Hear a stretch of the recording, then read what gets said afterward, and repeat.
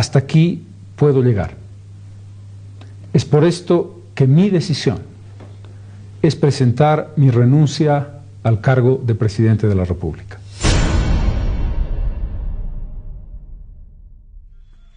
El inicio. Un clic mágico. ¿No crees que ya es hora de hacerle un encargo a la cigüeña? Curuchi. Allá por 1995, Carlos Mesa produjo la película Jonás y la ballena rosada. Fue un éxito en taquilla y además fue considerada por muchos críticos como una de las mejores películas bolivianas. El equipo de producción de esta película estaba a cargo de reconocidas figuras, además del propio Mesa, los hermanos Valdivia, Jimena y Juan Carlos. Sí, evidentemente existía una relación entre Carlos Mesa y Jimena, pero no era de la época de la película, sino de mucho antes. Esta es una foto muy importante. Yo diría que esta es la foto central del momento más significativo de mi vida periodística. A un extremo está Mario Espinosa, al centro está Jimena Valdivia y al lado está Amalia Pando. Y con Jimena Valdivia...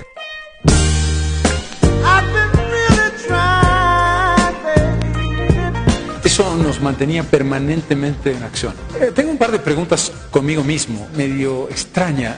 Hay un clic mágico entre la Jimena Valdivia y yo, que me permite sentirme plenamente, ¿qué te digo?, lleno cuando estoy...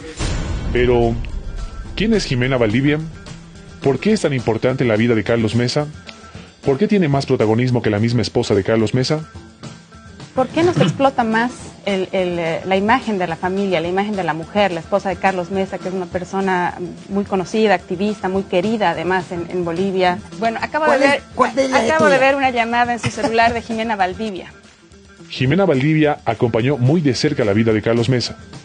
Juntos, emprendieron en la creación de Periodistas Asociados Televisión, PAT, en 1990.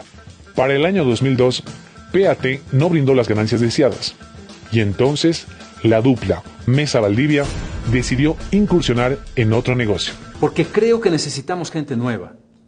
Y yo soy nuevo en política. Nunca he estado en un partido. Nunca he formado parte del gobierno. Nunca he participado de una coalición. Así es. De esa forma mataron la utopía del periodismo independiente y saltaron a las grandes ligas, tal como lo relata la misma Amalia Pando en su tesis de grado. No solo rifó en la política su propia credibilidad, sino también la de su canal, escribe la periodista. Además, la periodista cuenta que la independencia de PAT terminó cuando inició la subvención del MNR. Vicepresidencia rentada, el precio del candidato. Lo sé yo también, que Goni es la persona que Bolivia necesita porque es un hombre que conoce de economía, ha resuelto crisis y puede resolver una crisis económica muy grave que para ustedes es desempleo.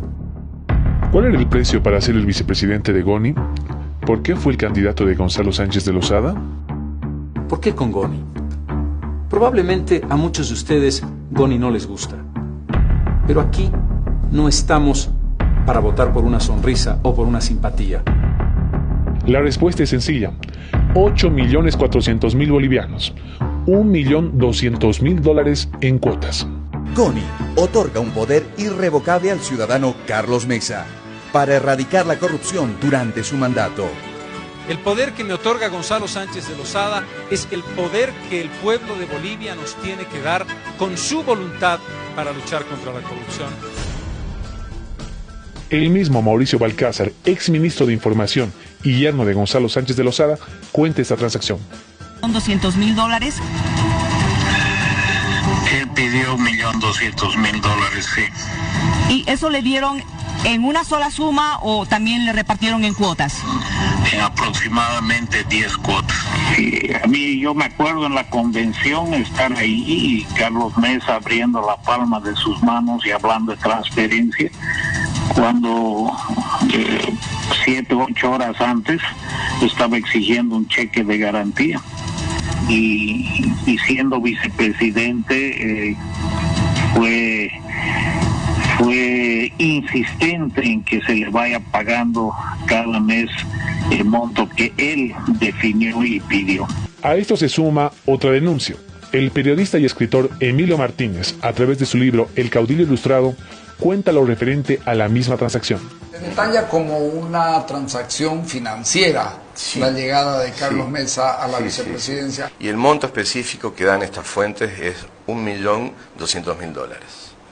Por eso esa sección de ese primer capítulo se llama Vicepresidencia Rentada.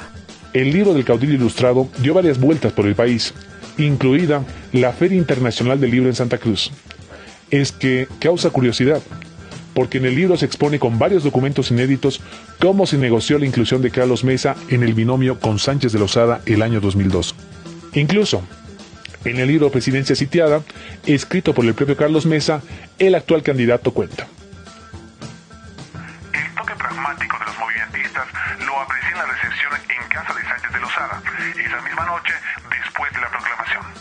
Tímido, sentado junto a su esposa en un sillón de la sala principal, sorprendido encontré a René Joaquino. Mauricio Balcázar, sonriendo, me dijo muy suelto de cuerpo que era el candidato de repuesto traído especialmente desde Potosí por si yo me corría a último momento. Antes de esa proclama, Carlos Mesa recibió un cheque firmado en el capó de un auto. Sin ese seguro, Mesa no habría rentado su imagen. Vicepresidente, un cargo bien pagado. Con apenas el 22% de los votos, el domingo 30 de junio del año 2002, Gonzalo Sánchez de Lozada y Carlos Mesa ganaron las elecciones y se convirtieron en presidente y vicepresidente de la República de Bolivia. Los principales colaboradores de Carlos Mesa en la vicepresidencia eran José Galindo, Lupe Cajías, Alfonso Ferrufino, Jorge Cortés, Patricia Flores, Osvaldo Candia, entre otros. Y claro, ¿quién iba a ser la asistente personal de Carlos? Sí, Jimena Valdivia.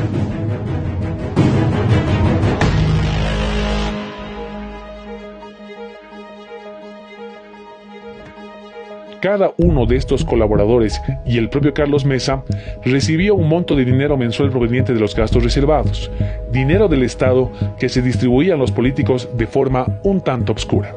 El vicepresidente de la República, Carlos Mesa, podía disponer de esos $100.000 a su gusto. Los plus, siendo vicepresidente de la República, también ha recibido un plus en su sueldo que viene de los gastos reservados, y la vicepresidencia de la República recibió $100.000 para caja chica, digamos.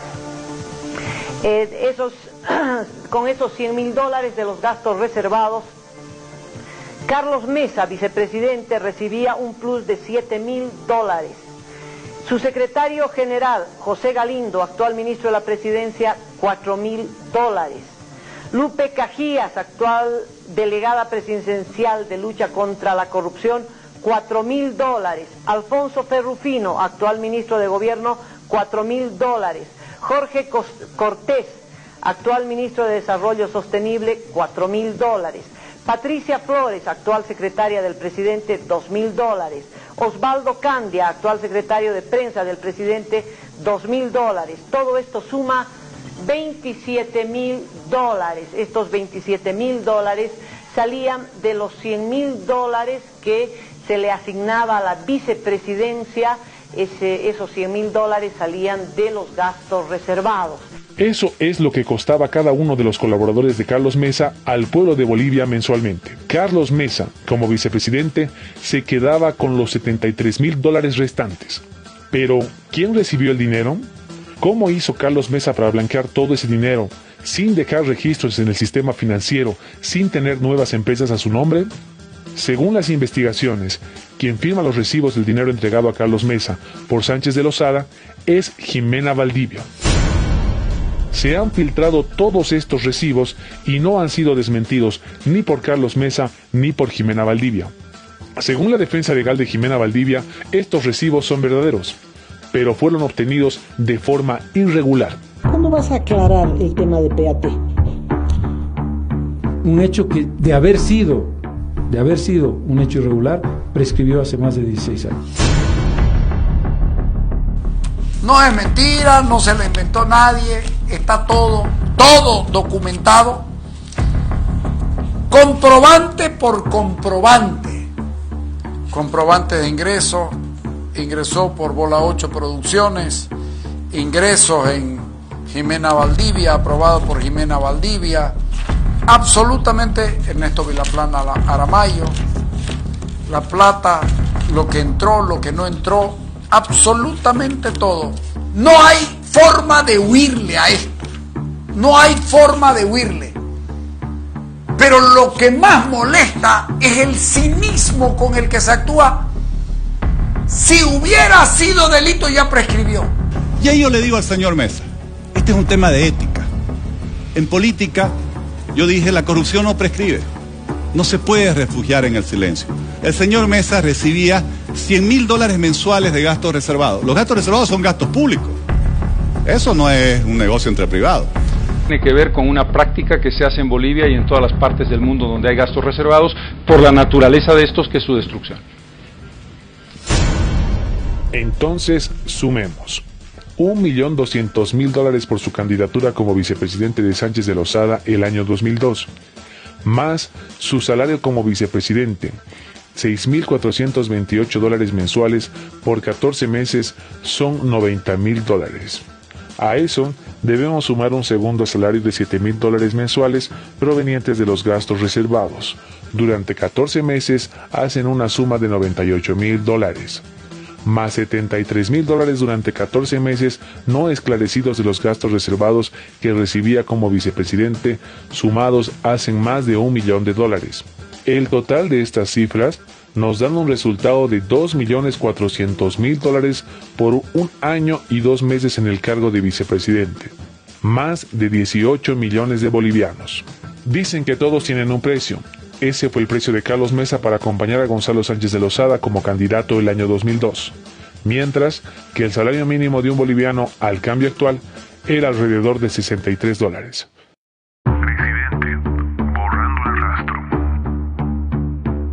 Recordemos el 9 de abril del año 2003, solo 2 meses después de Febrero Negro, después del enfrentamiento en la puerta del Palacio de Gobierno entre policías y militares, Gonzalo Sánchez de Lozada dio un discurso en la Plaza 24 de septiembre en Santa Cruz. Pidió defender su gobierno con las armas.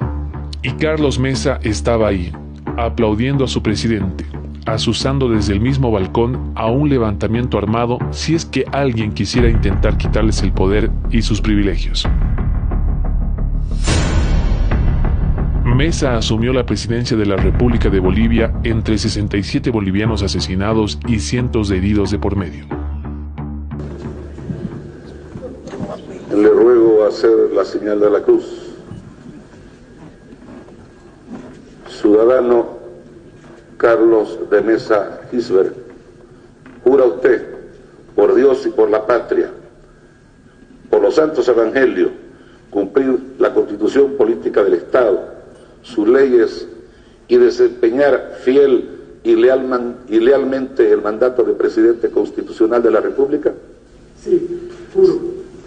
Curiosamente, Carlos Mesa extendió su discurso más de lo debido, dándole el tiempo necesario a Sánchez de Lozada para que éste logre escapar. Y Jimena Valdivia estuvo con él, siempre estuvo con él. Ella fue la secretaria privada del ex vicepresidente y también del flamante presidente de la República desde octubre del año 2003. Indeed, I did have a relationship with Ms. Lewinsky that was not appropriate.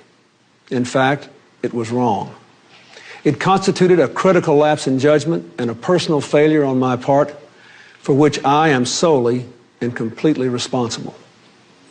I misled people, including even my wife. I deeply regret that. No, perdón. Volvamos a lo importante. Volvamos a los números. El nuevo presidente, con más de $2 millones por pagos a su candidatura y pagos de gastos reservados, aprovechó la oportunidad para borrar cualquier rastro. Decidió quemar las pruebas. Mediante el Decreto Supremo 27345, Carlos Mesa mandó a quemar las pruebas de gastos reservados de décadas y de distintos gobiernos. ¿Dónde fue a parar todo ese dinero? ¿En qué se usó? ¿A quiénes se entregó el dinero que utilizaron de los gastos reservados por décadas y en distintos gobiernos? Quizá nunca lo sepamos. Carlos Mesa lo sabe. Carlos Mesa dispuso de ese dinero. Del coteo al cuateo, el nepotismo de Mesa. No es secreto que el gobierno de Carlos Mesa estuvo repleto de familiares y amigos suyos, tal así que el dicho del cuoteo al cuateo se convirtió en el comentario popular. Se denunció que el hermano del ministro de la Presidencia, José Antonio Galindo Neder, quien era el abogado de José Luis Galindo Neder, trabajaba como su asesor. Otro caso es el de la familia Zárate. El delegado presidencial para la revisión de la capitalización, Francesco Zárate, elevó un informe declarando los antiguos reservorios del Campo San Alberto como nuevos, por lo que las compañías que operaban en la zona fueron liberadas de pagar regalías que ascendían a los 10 millones de dólares que perdió el Estado. Zárate recibió sobornos para ello, como también para frenar junto a Carlos Mesa una nueva ley de hidrocarburos que beneficiaba al Estado con nuevos y mejores contratos, pero perjudicaba los ingresos de las petroleras. Zárate y Carlos Mesa vendían gas a Repsol de Argentina a precio solidario, por menos de $1 el millar de BTU, mientras que ellos revendían ese mismo gas a Chile por mayor precio. Por si fuera poco, Francesco Zárate tenía a su hijo Andrés Zárate trabajando como asesor de la delegada presidencial anticorrupción, Lupe Cajías. Cabe también recordar que el hermano de la delegada anticorrupción, Fernando Cajías, fue designado por el presidente Carlos Mesa como viceministro de Cultura. Por otra parte, existe la acusación publicada en distintos medios y por la misma María Pando en el noticiero de Cadena A el año 2003. Esa noche, la periodista leyó un documento en el que se revelaba las posibles razones por las cuales el gobierno de Carlos Mesa no haría grandes esfuerzos para detener al exministro de gobierno Jerko Kukoc, encargado de distribuir los gastos reservados en la gestión de Gonzalo Sánchez de Lozada. Corrupción, amigos de toda la vida. Otras irregularidades salpicaron la gestión de Carlos Mesa, como la supuesta gestión de anticorrupción. Por ejemplo, solo 10 de 21 ministros presentaron su declaración jurada de bienes y rentas. Tal vez no blanquearon bien sus cuentas como sí lo hizo Carlos Mesa. La delegada anticorrupción Lupe Cajías tampoco consideraba importante ni necesario que se realice este acto de transparencia. Ah, lo habíamos olvidado. Ella también recibía gastos reservados. Lo que es aún peor, con más de 500 denuncias de corrupción en su despacho.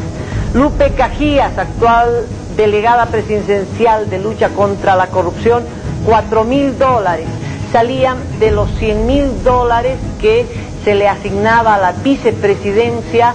Esos $100,000 salían de los gastos reservados. La delegada anticorrupción y el propio Carlos Mesa, como vicepresidente, no resolvieron un solo caso de corrupción conforme a sus propios informes.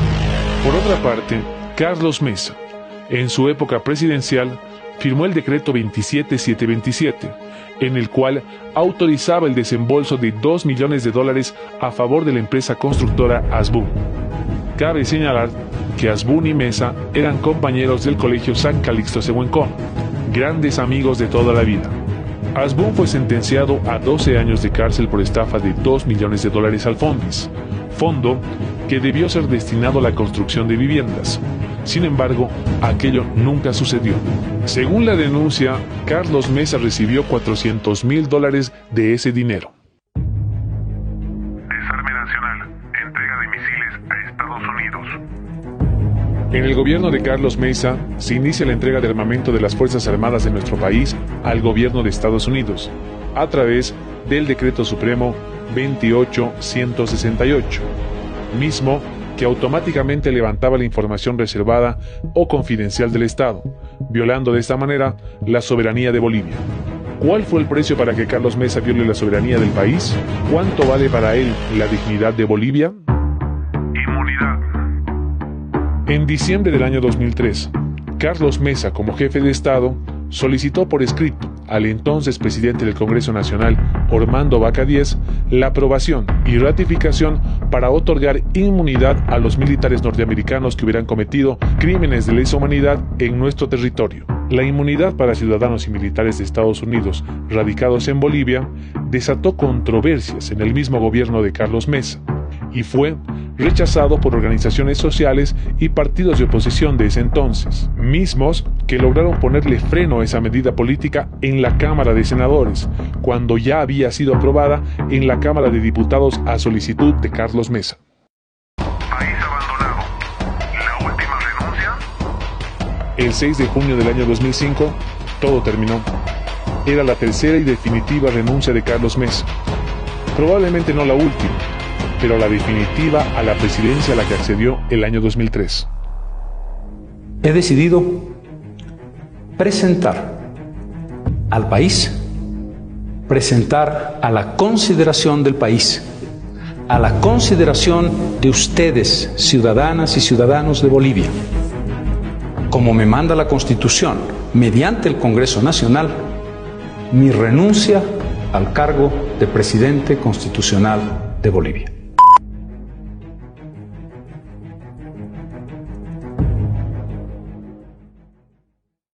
Hasta aquí puedo llegar.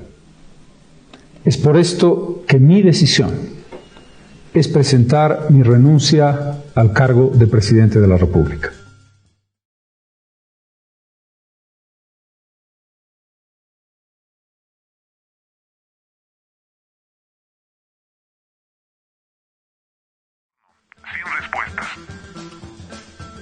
Gastando millones y millones, los años pasaron. Y entonces, el año 2014, Carlos Mesa aceptó la propuesta de Evo Morales para ser vocero de la causa marítima y volvió a la palestra.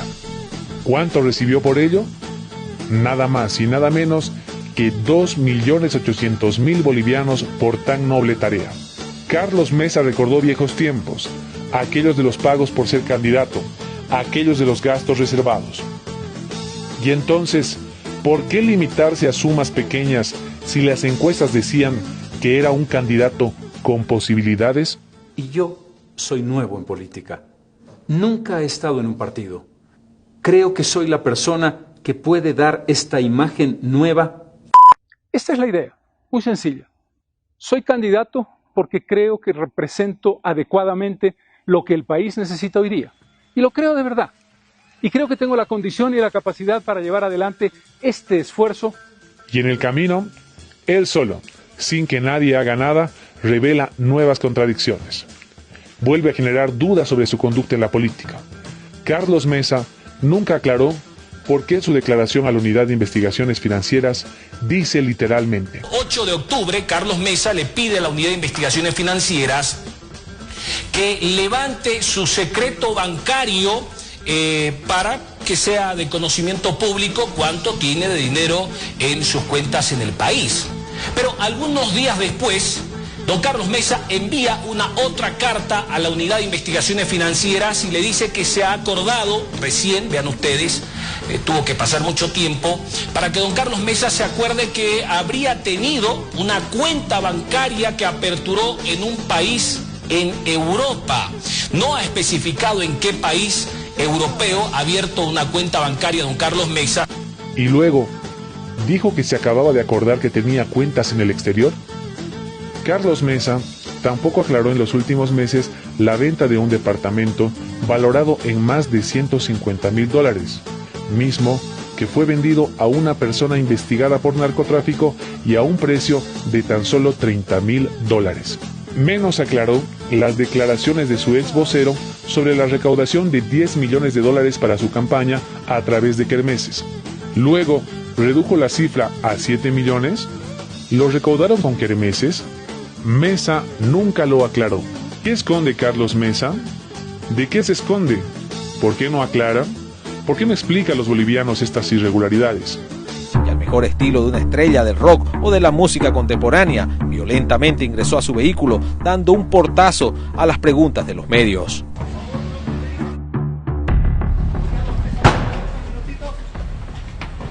Don Carlos, un minutito, por favor. Don Carlos. Volvamos a las sumas. $1.200.000 por su candidatura a vicepresidente. Su salario como vicepresidente durante 14 meses, que son equivalentes a $90.000. $98.000 equivalentes a su segundo salario que recibió durante 14 meses de los gastos reservados.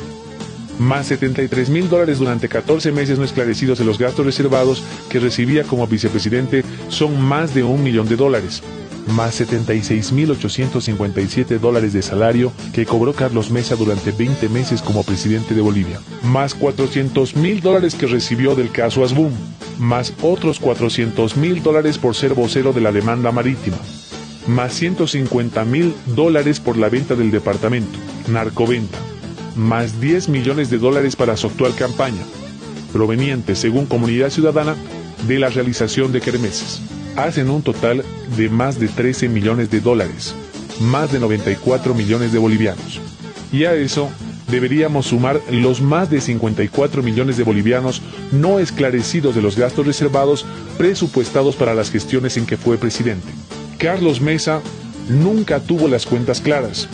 ¿Se imaginan la cantidad de sueldos, demasiado bajos por cierto, que se pudo haber pagado cuando Carlos Mesa nos dijo: sabe, señora maestra, le estoy pagando a La Plata una parte de su salario de la limosna internacional que recibo porque extiendo la mano?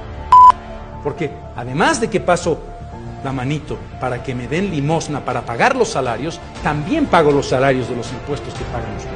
Continuando con el silencio de Carlos Mesa y sus innumerables contradicciones, está su discurso del 18 de octubre en la Ciudad del Alto, después de la guerra del gas, en su primer día como presidente de Bolivia.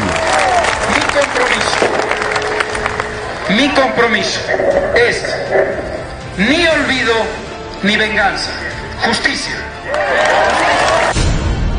Sin embargo, 15 años después, cuando hubo un juicio que podía ser beneficioso para las víctimas de octubre, cuando pudo existir justicia, cuando Carlos Mesa tuvo otra oportunidad de comportarse como demandaba la historia, se puso del lado de Gonzalo Sánchez de Lozada y Sánchez Berzaín.